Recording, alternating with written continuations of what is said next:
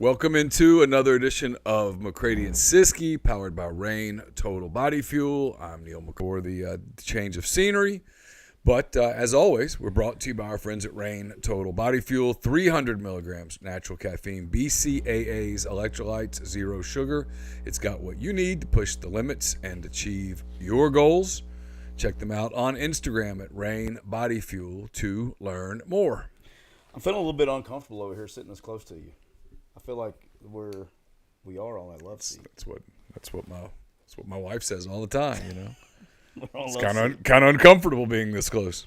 Well, we have the TV pulled up to the chat, so we can read the chat from the TV. But the Cooper Chevrolet chat is already bumping. Through April the 30th, you can get truck month savings on all Chevy and GMC trucks. You can take over $14,000 off MSRP on used Silverado pickups, or you can get financing as low as 2.9% APR for 72 months. At Cooper Hyundai, because it is Cooper Chevrolet, GMC Hyundai.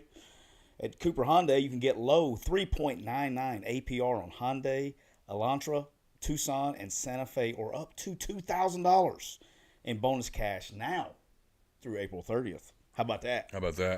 So I'm a little bit, I'm a little scratchy over here today.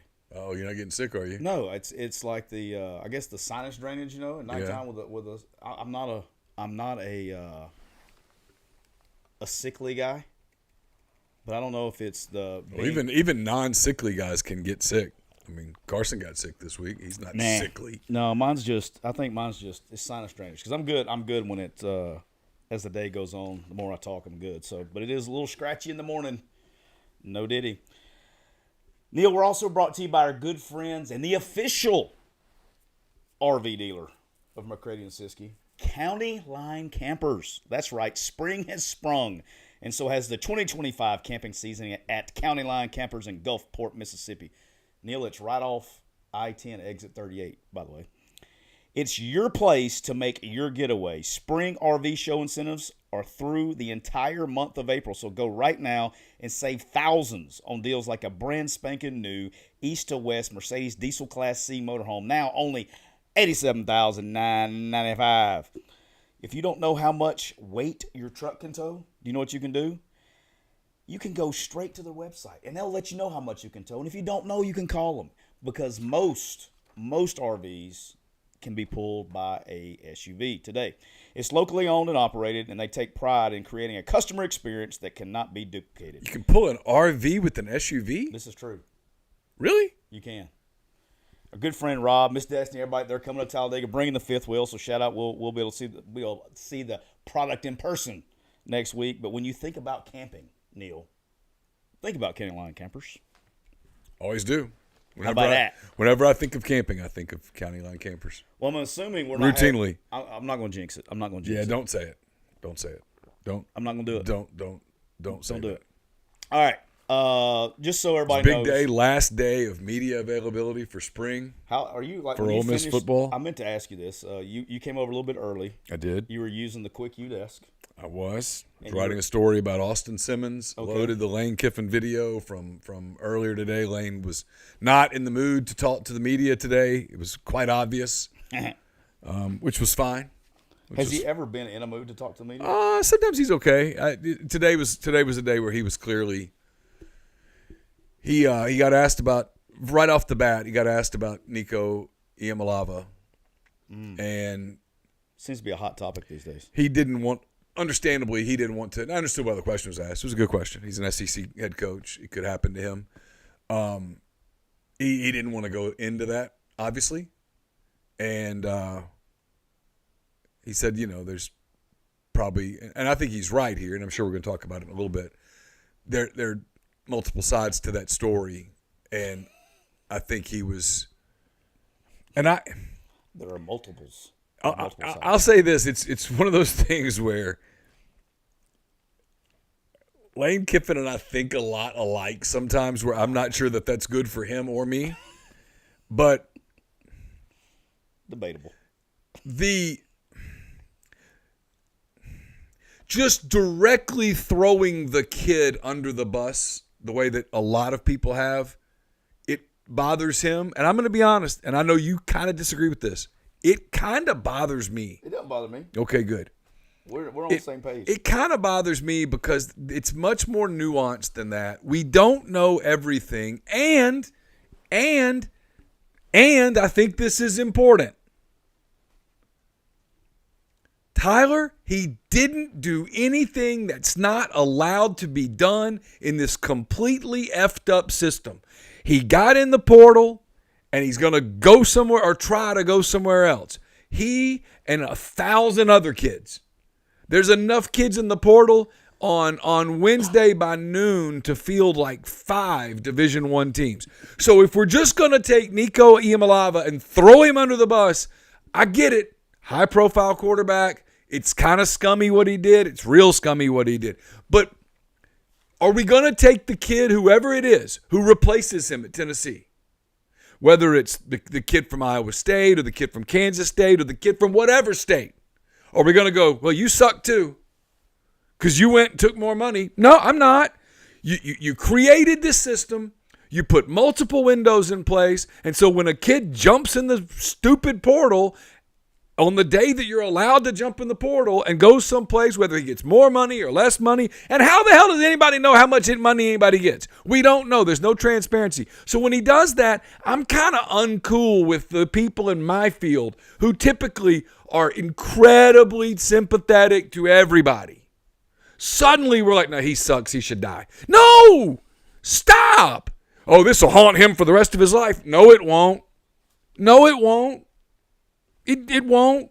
I've watched NBA guys move from team to team to team to team. Ole Miss just signed a kid out of the basketball portal who will be at his 4th college in 4 years. And if you go back 4 more years, he will have been at his 8th school in 8 years. I'm not criticizing. The systems allow it.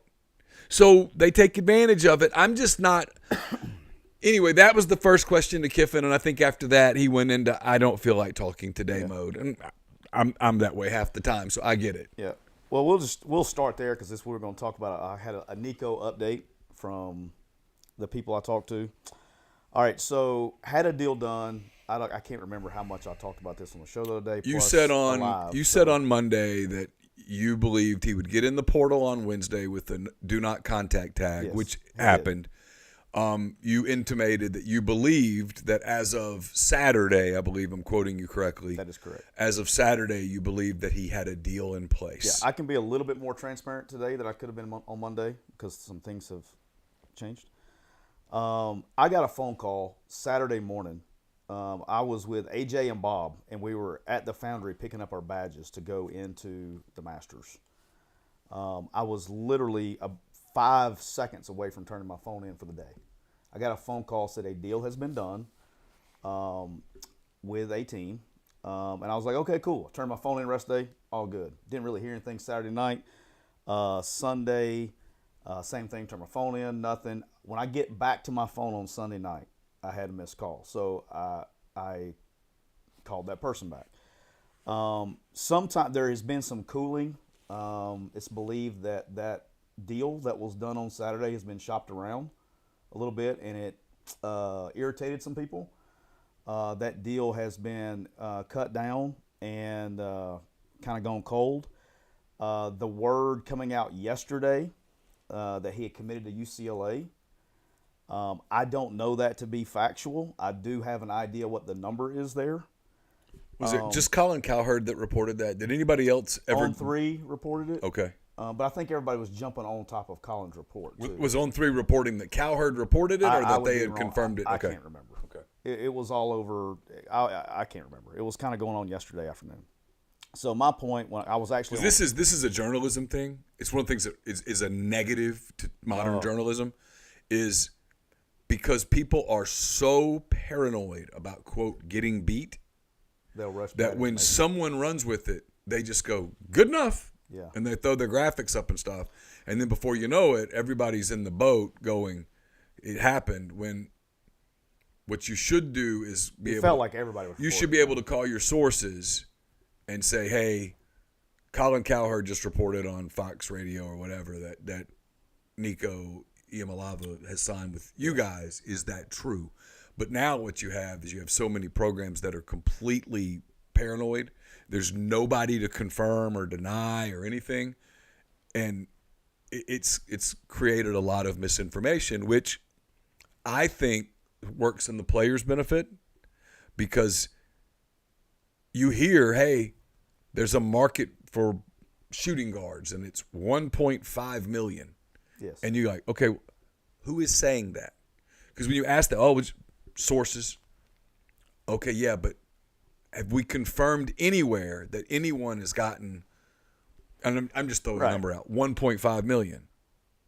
And the answer is no, not really. But yet that becomes this thing, and so the coaches don't know, and the GMs don't know, and the collectives don't know. Are you just bidding against yourself here? Mm-hmm. Is that really a going rate? And you have two choices. You can either go, screw it, let's get it done, and you pay that, or you go, well, it's too rich for our blood, and before you know it, the kid's gone. He went somewhere else, and you're like, well, maybe we should. And that's where they are. I'm being redundant show to show because I think this is the major problem with this. We always do this, what pro sports, college sports are pro sports. No, they're not, because pro sports has transparency. There's a lot of things, critical things about like transparency is one of them. There's so many contracts. Well, I mean, like the Cubs are trying, the Chicago Cubs are trying to extend Kyle Tucker right now. Well, they sort of know baseline because not that long ago that Vladimir Guerrero Jr.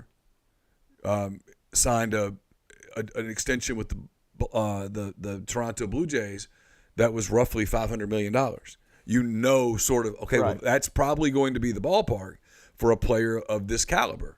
You don't have anything of that transparency at the college level. Instead, what you have is a rumor that Carson Beck got $4 million, that might be $6 million. And I'm not saying the rumor is not true, but nobody can see the contract. Right.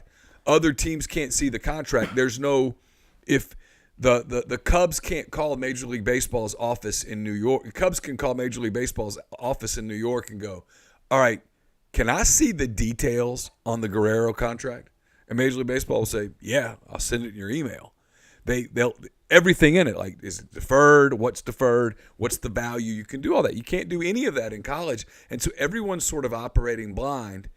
And obviously, Nico Iamaleava's people, his father, his handler, 7-on-7 people, they thought, we're going to use this leverage and get us a payday. And they used the leverage, and Tennessee basically said, no, we're moving on. And now it's where I kind of feel bad for the kid. He's 20 years old, 21 years old. And probably. And people in his life used him for leverage to get more money for them, and it backfired. And now the kid's the face of it. Yeah. So UCLA was one of the two teams that was actively pursuing or hard pursuing, however you want to say that, over last week and early part of the weekend.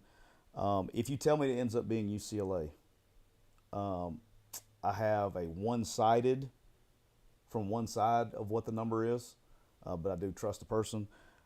He's going to end up taking probably $1 million pay cut from what he was making after the December-January thing. So his last, what he was currently making at Tennessee, not the renegotiation, what he's currently making at Tennessee, he'll end up taking $1 million pay cut, and that's before you do cost of living difference.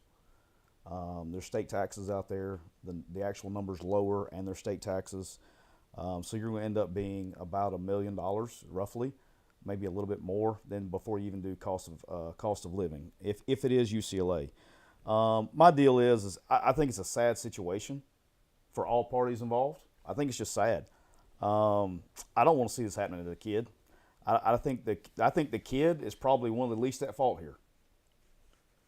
Knowing what I've heard and with the people I've trust on all three sides, I don't think the kid's the problem here. No, I don't either. In fact, I'll say it. I can't remember who exactly said it. I would give him the credit. I saw an interview. It was a Tennessee person connected to the Tennessee program in the media who said that his sources had indicated that the last couple of months, Nico had actually been as comfortable in Knoxville as he'd been since he arrived there. And a lot of that was because his dad was not around for a couple of months. And suddenly his dad gets back around for spring practices and stuff, and things deteriorate. Yeah. But you got. I mean, I don't want to. Rule one: don't go to your kids' practices. Yeah, it's you want some life advice? That's kind of creepy. Let me throw some life advice at people. Hit me up with it. Life advice presented by Cole Walters, State Farm Insurance. Cole, licensed in auto, home, life, health, business, and pet insurance for the whole state of Georgia. Contact Cole at 706-525-7850. You can also reach him online at colewaltersinsurance.com. It's real short life advice. Real short. I like it. Don't go to your kids' practices. Go to the games. Don't go to practice. When your kids got football practice, baseball practice, basketball practice, don't go to practice. Find a way to not go to practice. Carson used to practice club out at Ballard Park in Tupelo. I would go to a different field and walk the track. I didn't watch the practice. You either trust the coaches or you don't trust the coaches. You being there is just a problem. Love it. Love it. Go to the games, not the practices. That's life advice. It's good advice. That's great life advice. Coach is going to yell at your kid, okay? The coach is going to yell at your kid. Your kid's going to do something stupid, and the coach is going to yell at him. It's okay. Did you have a rain on your way over here today? No. You're turnt today. You're turnt. I've had a weird 24 hours. I'm sorry. I corrected some grammar on the internet yesterday, and you'd have thought, don't do that. Oh. Don't do that. And I said that the little eyeball tweet is dumb and I hate it. And that pissed off a lot of people, too. What about the fire emoji? I don't really like it either. Okay. All right. But look, here's the deal. Is like, let me tell you what else I don't like either. And here in Oxford, they went through this a year ago. So the Tennessee fan is going through the complete grief stage right now. At first, they were really upset that person is leaving. Then it's turned into the player's not any good. You know, yeah, he needs to go because he's not any good. And then if there's two certainties, okay? There's two certainties that are going to happen in the fall. Wherever Nico ends up with, every game that either his team loses or he doesn't play like as Heisman Trophy level, the Tennessee fan base is going to be obnoxiously toxic toward it on social media. And any game that Tennessee loses in the fall, the Tennessee fan base are going to be toxic because they didn't re-sign Nico. They didn't do what it took to keep Nico. There's nothing good that's going to come out of this. No. It's going to be so toxic one way or the other or both come the fall. But like I was telling somebody yesterday, I was doing a live, and I can't do this he stinks thing, good for him, or backup's better thing. I mean, the guy is not on a team right now, officially. He's not on the team. He's not on a team. And in every Vegas book you can find, he's got the 7th best Heisman odds of any book that you can find. So, yes, he's not the quarterback of your team anymore, but we're stretching just a little bit to say he's a shitty player. Shitty players aren't on that list, much less on that list that high. No, if he were a shitty player, they wouldn't have made the playoffs last year. They didn't make the playoffs despite having a shitty quarterback. That's ludicrous. Yeah. Now, was he a little overrated perhaps? Sure. Did he struggle some first-year starter in the SEC? Most people do. You know, I mean, again. The kid's got mass talent. He's going to play in the NFL. Tennessee intended for him to be their quarterback. Agree. This system that has been created with the second window is bad. Oh. Can you imagine NFL if they had a free agency period and then another free agency period? You'd be like, well, wait, what? I can sign with the Lions, and then the first free agency period is during the season, and then opt. Yeah, I can be with the Lions. I can leave basically with the postseason. I can leave at the end of the regular season, opt out, go to a new facility, hang with them. Oh, it's buzzing? Just started. Okay. Okay. Was it gone away? No, not yet. All right. and then you go to another team. I mean, the idea is ridiculous. The idea is completely ridiculous, and that's why it doesn't happen. I think college athletics, pro, amateur, employee, whatever, I think they've got to adopt a calendar and stick to the rules. Yes. And it's one of those things where you just put the calendar in place, you make it the rules. I don't know whether you could fight it legally, but if everyone followed that calendar, perhaps you could control things a little bit. I don't know how that works. I don't know what the best way to do it, but obviously the allowance. There's a kid. Where did he play? I think it's Arkansas. A kid signed with Arkansas in December, enrolled in January, and entered the portal on Wednesday. Yeah. I mean, that happen. That's going to happen a lot. But what are we teaching kids? Oh, that left. Teaching the teaching kids adversity stuff left the second that we took away the immediate eligibility. I mean, do you know how many college kids would not finish college? Forget sports. If at the very first sign of, oh my God, this is hard. Yeah. Or I'm lonely, or I'm homesick, or I'm having to figure out how to do my laundry, whatever. If you just completely eliminated that. Yeah. I mean, I'll give a personal example. I know we're on a little time crunch today, but I'll give a personal example. My oldest daughter, Campbell, was a freshman at Arkansas. And at Arkansas, she was in the Walton College of Business. I know a couple people out there hate it when I talk about Arkansas. It's part of my life. I'm Taylor sorry. Moore doesn't, by the way. I'm sorry. Shout out Taylor Moore. Just bear with me here. It's a life lesson. Woo pig. She was in Walton College of Business, and what they do that freshman year is they throw them in the fire. She had finite math, business law, some other economic. It was hard. And it's mid-September, and Ole Miss had played a road game. It's all I remember. I had just gotten back, and my wife said, hey, Campbell wants to talk to you. You need to call her. So I call, like, hey, what's up? And she says, I'm thinking about switching to marketing. And I'm like, okay. Marketing in the Walton College of Business? She goes, no, the other marketing. And I said to her, as nice as I could, okay, well, then I'll just come get you and we'll come home.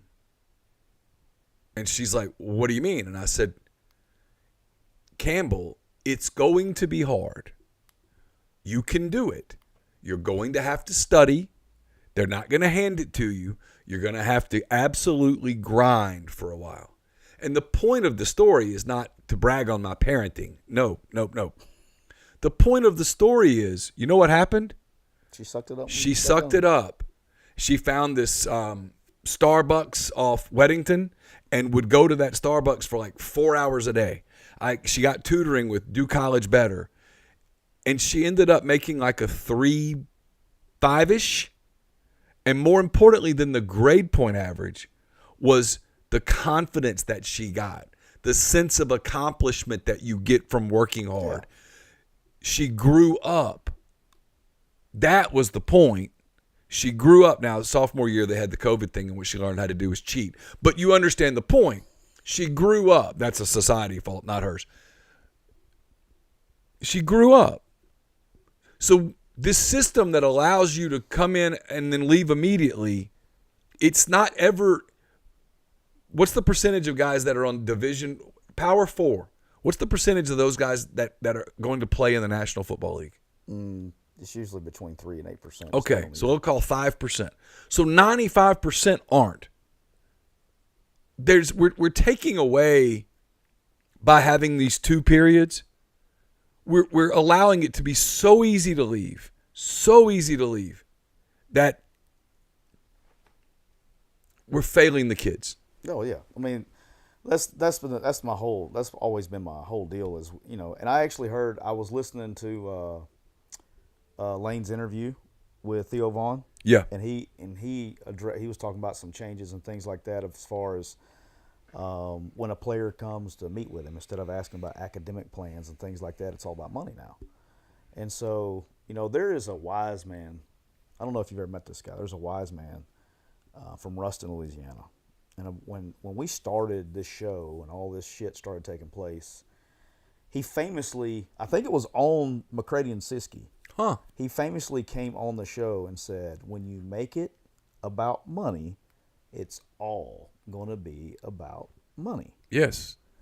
And so that's been the whole, I mean, it's the root of everything, right? But, I mean, look, at the end of the day, a lot of, there's been some really bad, the problem, I'm sure if I ever get asked this on official capacity, when you look back on this, you know, some of the biggest problem with this whole, and it's getting brought to light with the Nico thing, is about the lack of quality of representation and understanding around some of these players that are making a shit ton of money.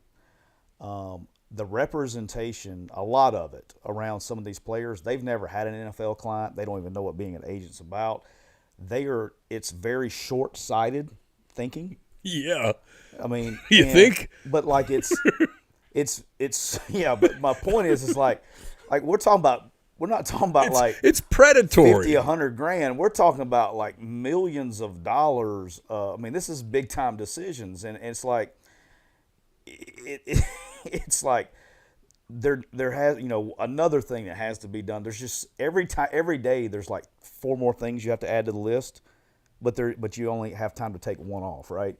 And this is another one, certifying agents, you know what I mean, and making sure you're getting quality representation. It's just, it's like, this is the things that I know, and I'm not going to reveal who I've talked to, but I'll tell you the sides.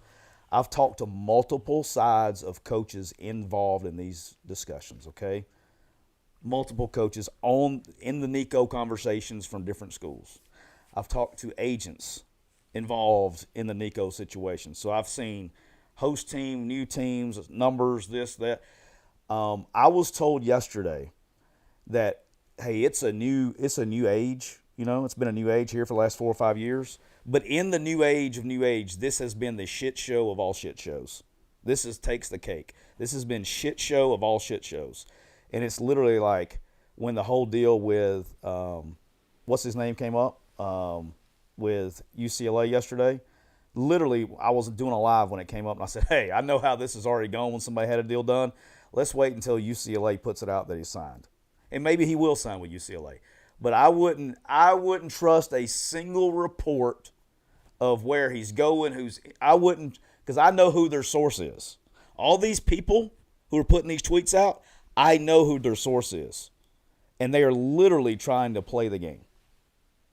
So until I see the UCLA official thing that says he signed or whoever, then I'll believe it. But right now, it is what it is. Do you say data or data, Tyler? All right, I'm going with data. Okay. I think I say data. Regardless, for the longest time, I thought paying a fortune on my monthly data plan was just normal. That was until I found out about Mint Mobile and their premium wireless plans that start at just $15 a month. Say goodbye to your overpriced wireless plans, jaw-dropping monthly bills, and unexpected overages. Mint Mobile is here to rescue you. All plans come with high-speed data or data and unlimited talk and text delivered on the nation's largest 5G network. Use your own phone with any Mint Mobile plan. Bring your phone number along with all your existing contacts. Ditch overpriced wireless. Get 3 months of premium wireless service from Mint Mobile for $15 a month. No matter how you say it, don't overpay for it. Shop data plans at mintmobile.com/MPW. That's mintmobile.com/MPW. Upfront payment of $45 for 3-month, 5-gigabyte plan required. New customer offer for first 3 months only, then full price plans options available. Taxes and fees extra. See Mint Mobile for details. We're also brought to you by Andy Ludicky, myperfectfranchise.net. Listen, if you're wanting out corporate America, you're looking for your next business venture, if you're interested in learning about buying a business or franchise, get in touch with Andy Ludicky. He's a longtime Rivals board member, a diehard college football fan, franchise veteran. He'll work with you to help you find a franchise or business that fits your DNA, your skill sets, your goals, I've known Andy for years. He's an awesome guy. He loves to help other people, loves to teach you about his process and his services. It's 100% free. It's a no-brainer for those of you wanting to get into business ownership. He's also a big college baseball fan. So your team, whether it's Tennessee or Florida or Ole Miss or Texas A&M, whoever, he will donate between $500 and $1,000 to your baseball team's NIL if he works with you. Better hurry. Call Andy. Great guy. Has a ton of business experience to lean on through the process. It's Andy at myperfectfranchise.net or 404-973-9901. You know what else, Neal? Spring is in the air. And so is the perfect time to upgrade your ride. At Kia of Meridian, we've got the coolest whips and the coolest people to help you drive off in style. Whether you're looking for a fuel-efficient K4, a spacious Telluride, or something sporty like the K5 or Seltos, we got it all at prices that make you say, let's roll. Don't let the tariffs scare you away from Kia of Meridian. Our fan favorites are built right here in the U.S. of A. With interest rates as low as 1.9 on selected models, fresh deals, friendly faces, fun rides, come see Kia of Meridian, where spring savings are in full bloom. And check this out. Neal, listen to this. I'm listening. All ears. When you go there and you mention McCready and Siskey, Oh, are you serious? Oh, wow. Trav's going to pull it out. That's right. He's going to pull it out. I thought you were talking about something else. And he's going to say, spin the wheel. See, look at that. It got me. Did you hear that? The voice. Spin the wheel. I had to go a little deeper, a little octave. Spin the wheel. And win awesome prizes like a PS5, an Xbox, a TV, and more. So check them out at Kia of Meridian. All right, Neal. I didn't know if you saw this. This will be great. I can sense Cole's been waiting for me to talk about this, so he can just clip. Cole's like Cole is like looks for clickbait. I should have brought the mask over. Yeah, should have brought the mask over. Colorado is retiring the jerseys of Travis Hunter and Shedeur Sanders. I mean, they won 13 of 25 games. First of all, I want to make this very clear. Travis Hunter deserves to have his jersey retired. You win the Heisman Trophy. It's been given out, 100 and something times maybe? I don't even know. You're a Heisman voter. How many times? I don't know how many times. I have voted for the Heisman for about 20 years. Okay, but it's probably, I don't know, however long it is. There's not very many players that win the award over the course of time. Just one a year every year. Just one a year. Just one. I mean, that's what I heard, one a year. One a year so far. Travis Hunter, Heisman Trophy winner, deserves to have his jersey retired. 100%. Yes. I agree. No, not even. I was like, oh, okay. And then I saw they're also retiring Shedeur Sanders' jersey. And I'm like, wait a minute. He's 13-12 as a starter and took them to the Alamo Bowl where they got their teeth kicked out. And he's going to get his jersey retired? Like, what? I don't even, like, I'm curious because I'm sure when Cole clips this, we'll get, oh, you're a hater. You're a hater. No, I'm genuinely curious. For the people who defend, or like massive defenders, will defend anything they do, I'm looking for one person to like say, oh, this is why he should have his jersey retired. Like just one person give me one reason on why it should be retired. That's it. Like my man Cordell Stewart, jersey's not retired. Won 2 Access Bowls. Won like 30-something games as a starter. It's marketing. Cordell Stewart's is not retired. My friend Marshall sent me a text this morning. He says, you live in a world where Chris Beard can talk about Tad Smith Coliseum and Ole Miss's great history and grin through it. It's a good point. Tad Smith Coliseum was a dump. You have great memories in the dump, but it was a dump. And he just took Ole Miss before Chris Beard got here to Ole Miss. They'd been to 1 Sweet 16. They'd won, I don't remember the numbers now, 4 NCAA tournament games ever. And he's like, oh, this pride, great history. It's like, no, it wasn't. But his point was, you say all those things because it's marketing. And so retiring the number is a marketing tool. It's a marketing campaign. It makes it something appear better than it was, and you sell it. You put a bunch of stuff jerseys all over now, though, to do that. I mean, we got to that point. You know what I'm saying? Like, have we gotten to the point to where we're going to retire jerseys as a marketing tactic? As he says, it's dumb.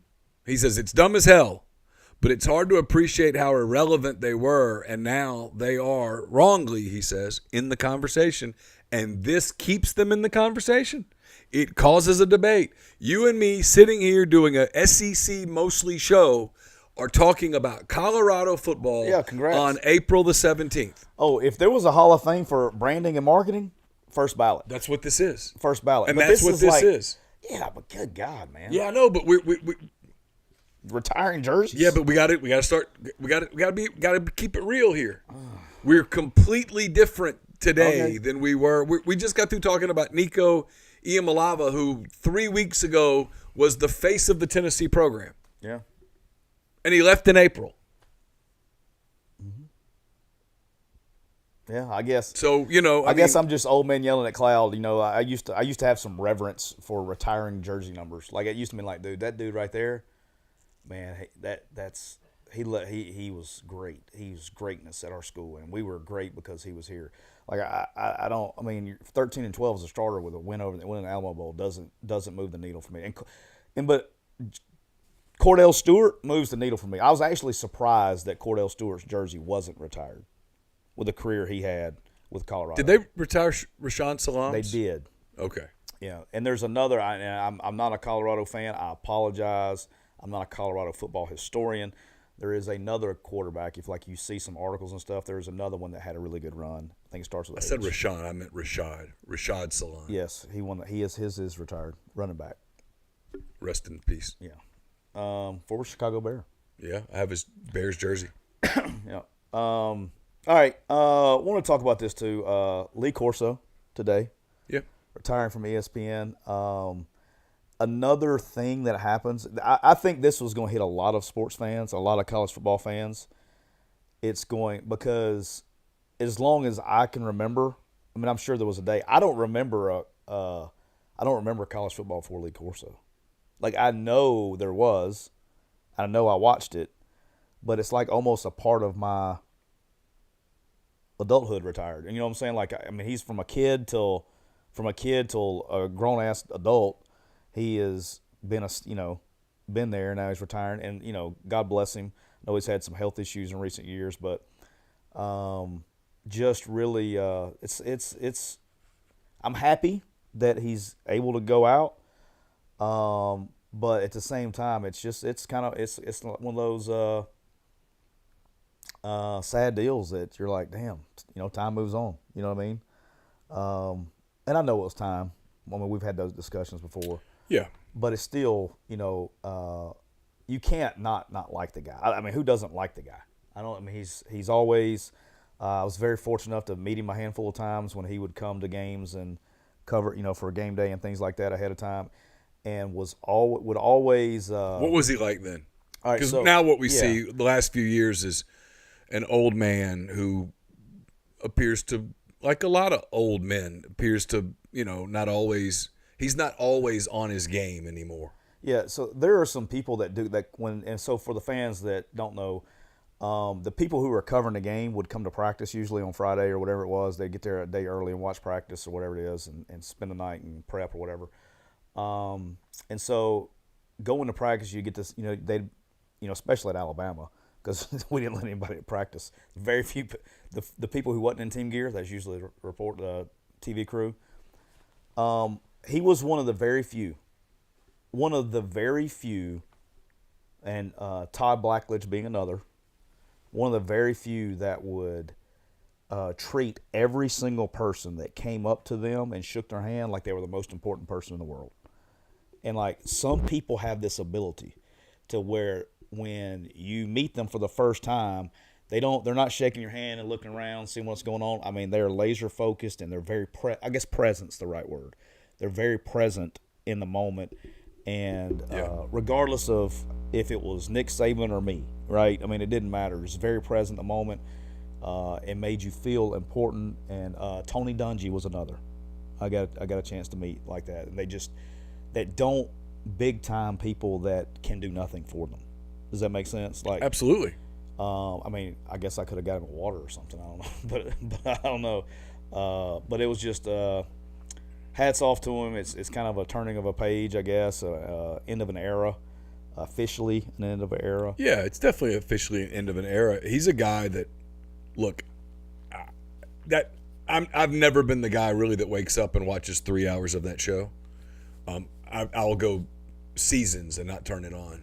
But you look at the popularity that it got mainstream, I don't think there's any question that show grew the sport. I don't think there's any doubt about it. Yeah. I see Austin in the chat. You see Austin. So I do have an Ole Miss painting. It's out of the camera right here. It was hung right here, but we had to move it. I didn't feel like dealing with any social media issues over the painting. I thought that was a good decision. You went with one of the older. Yeah, older I have mascots. an old. If you're an Ole Miss fan, I have a painting just like this. It says the Siskies and all that stuff. I have a painting of a very old Ole Miss mascot. Can we say that? Yes. Somewhere like in the mid '80s, the mid '80s version. Yeah. Okay, the mid '80s version of the mascot. Mm-hmm. So I originally had it hanging right Got here. his cane. Yeah, he's got his cane. His hat. Got his hat on. Got his bow tie. It's very well painted. Well done, by the way. That's freehand, by the way. Looks just like him. Yeah, looks just like him. But yeah, we removed it so when Cole clipped for social media that I didn't have to. You weren't accused of things. I wasn't accused of things that were not true. I just like the logo. Can I not like the logo? Is that against the rules these days to like the logo? No, I mean I get why they moved on from that mascot and that logo, but no, it's pretty cool. I mean, in terms of just like distinctive. I guess you look at it, and you know what it is. You know, it's kind of like Hefty Lefty said the land shark. No, not the land shark. By the way, I've heard you. By the way, I'm going totally off kilter here. We're running out of time too. We got like 15 minutes. I've heard you say a bunch of times about the land shark thing. This has actually happened. I was coaching at Ole Miss when this thing was revealed at Meet the Rebels or whatever that event was. Knox, I was pumping it up. You know, I was like, Knox, the new mascot's gonna be there. Da, da, da, da. Brother, and Knox at this time. I mean, Knox had to be like, he had to be like 3 years old. Had to be traumatized. He comes through the door like so. I know they've renovated it, but the middle part of the IPF where the locker room used to be, they would come out running like basically around the 50-yard line was a door to the locker room, right? And so they had this big presentation, and Knox was being a coach's kid. We were able to get him there early and get him up front. Oh yeah, first one to greet the land shark. My man had a thermonuclear meltdown, just in terror. And so I'm embarrassed. Shit, it scared me. I'm embarrassed, but just having a meltdown. I was like, yeah, this one's probably not going to go over too well. Yeah, I had someone go, what'd you think? And I was like, you don't want to know. Yeah. All right. Last thing, and then we'll get out of here. We're testing, just so y'all know, we're going to try to keep it under an hour today. We're testing our hotspot and all that stuff, and the hotspot's got basically strength of signal stuff. We try to keep them under an hour. But the NCAA Playing Rule Oversight Committee gives final approval for the fake injury rule. And so basically what's going to happen this year is if at any point in time the ball is already marked in play, okay, so the ball's marked, it's set. Yep. If somebody goes down and medical personnel have to come out on the field for that person, there's going to be a timeout charged to that team. And if you are out of timeouts, you're going to get a 5-yard penalty. Oh. So there are several other rules that also got passed that are just dumb rules, not dumb, but just things that fans won't care about. But yeah, I'm interested in this one. So now you can, but coaches are going to figure out how to cheat the system, right? Shocker. Well, yeah, they're going to try. So it's going to be like, hey, look, if it's somebody you're a threat to go tempo, every explosive play just drop. Yeah. Drop before they set it. So when he gets tackled, and it's an explosive play drop, then there's no penalty. So are we? Here's my prediction. There's more of that happens this year than it ever was going to be a problem. Yeah, I've said all along I don't think this is a solvable problem. I don't either. And the officials do not make enough money to go, oh, you're faking. Because it only takes one time for you to go, you're faking, and it turns out the kid's not faking. And now you're horrible. And no. Well, against tempo teams, you got rep, you're trying to roll them out every 2 or 3 reps, right? So all you do now is if they get a first down after, 6 plays, they get a first down, they start getting the drive going, immediately go down once they move the chains. Yeah. Like you don't have to wait to the ball set because they haven't spotted the ball yet. There's ways around it. I'll tell you this, if you were to put that in play and tell the officials that they had to determine what was and what wasn't fake, they would just pull out a Parrish Brewing Company product right there on the field and say, to hell with it, I need a beer. Which would be a good idea. Because if you need a beer, you need Parrish Brewing Company. They've got Dr. Juice. It's their go-to IPA, a highly crushable juice bomb. They've got Ghost in the Machine. It's a double IPA. It's absolutely fantastic. About the best beer you can ever put in your mouth.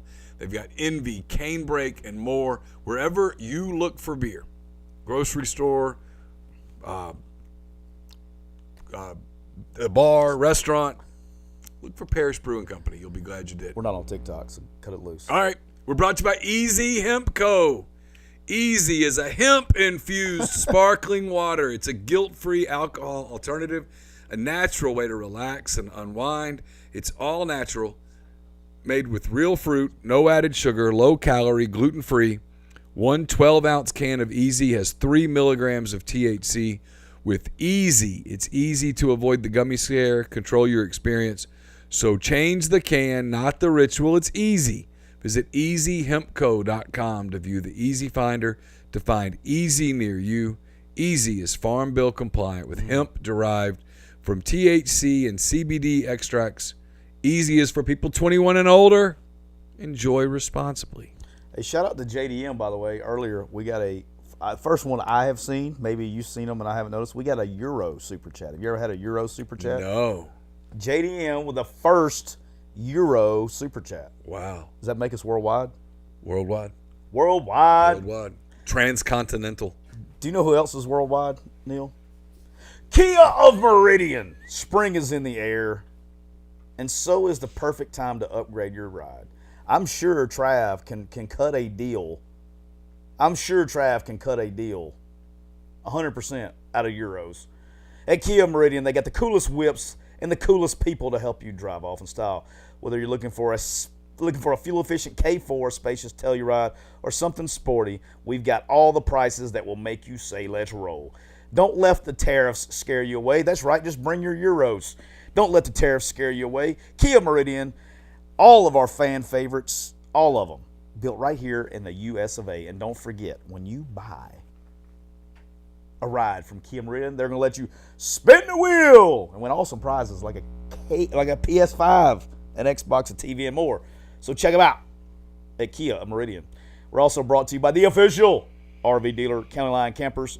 Shout out to Rob and all the people down at County Line Campers. Rob is going to be bringing up the fifth wheel. I know he's fired up. I know he's excited. We'll be cranked up, and Daga will be doing the shows from the fifth wheel. But the spring RV show incentives are running through the whole month of April. You can get a brand new Primetime Cruiser rear lifting fifth wheel now for only $32,995. And also, come by and see us at Talladega, and he'll probably give you a good deal on the one he's got up there.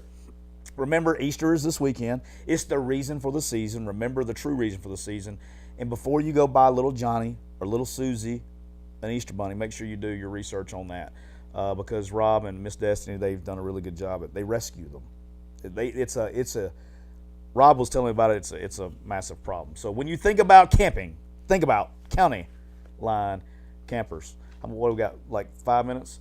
One thing I wanted to talk about really while we close this thing up. You got any more to read? You good? No, sir.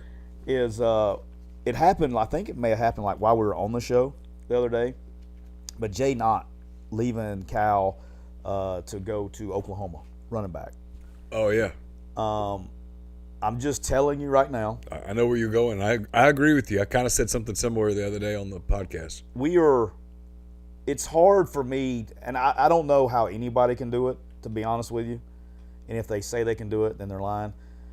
To know what, until it gets to summertime and you know what the rosters are, who report, who shows up, all this stuff, it's really impossible to look at somebody's roster and go, they're going to be this good, they're going to be this good, they're going to be this good. And you look, but when you take quick peeks, and now the portal opened yesterday, but when you take quick peeks at the people who've improved the roster drastically, Oklahoma's number one for me. What they've done with bringing in Mateer, the OC from Washington State, so he brings in his OC. Now you're adding Ott to it. Ott's the real deal. I'm a sicko. I watch a ton of football. And so I've watched Mateer play. I've watched Ott play a lot. These guys are real deal players. They're just going to improve that side of the ball because defensively they didn't have a problem last year. Now the key for Oklahoma will be matching up, because they're going to go a little faster. They're going to, you're probably going to be on the field a little bit more on defense. So the stats may not be the same, but man, for me, Oklahoma has really made a significant jump roster-wise, particularly on the offensive side of the ball, moving forward into 2025. The other two are, Alabama I think is going to be really good depending on how this portal goes and if they lose, get, and all that stuff. LSU I think has made mass improvements to their roster, and then Auburn. I think Auburn's made mass improvements to their roster. So those are the four teams I think that have shown up until this point. If we got a whole nother portal window to go. Like Ole Miss has got to do some work, right? So Ole Miss's roster will look drastically different. You're pissing into the wind trying to guess what Ole Miss is going to do next year with their roster because they have some pieces they have to add, and they will. They do it every year. But there are some teams that are out there that this next 2 weeks is going to be a big for the success in the fall. But shout out to the Sooners, man. They're putting together kind of, you're like like they're hitting it in the right places, if that makes sense. No Didi. You knew they weren't going to just sit there and stay mediocre. You knew they were going to address it. And when they went out and got Jim Nagy to run their program from a player personnel standpoint, the GM role, I was like, oh, interesting. See, that was another, and we got like 1-2 minutes probably, but that was another thing with Nagy going to Oklahoma, and you see Lombardi going to North Carolina. Going back to this Tennessee thing with Nico, I told somebody the other day, is like 25, 30 years ago in the NFL, coaches ran everything. And they got to a point with contracts and contract disputes that they needed to have a separation. We've talked about this on the show before. I think having a real GM to separate that relationship between the front office and the coaches at Tennessee would have benefited this situation. Yep. My recommendation is any program that's spending money needs to have true separation where the front office can play bad cop, let the coaches play good cop, and maintain those relationships. Because once you're taking, let's say the GM of Tennessee gave Nico news he didn't want. Okay, you still got the good cop that can salvage relationship and kind of mediate. And so it's the same thing that happens in the NFL. So I think in the big time programs that are spent truly, now everybody has a GM, right? But they're not doing real GM duties. You got to be bad cop. They need to do all the contracts, all the negotiations, everything, and have a true separation.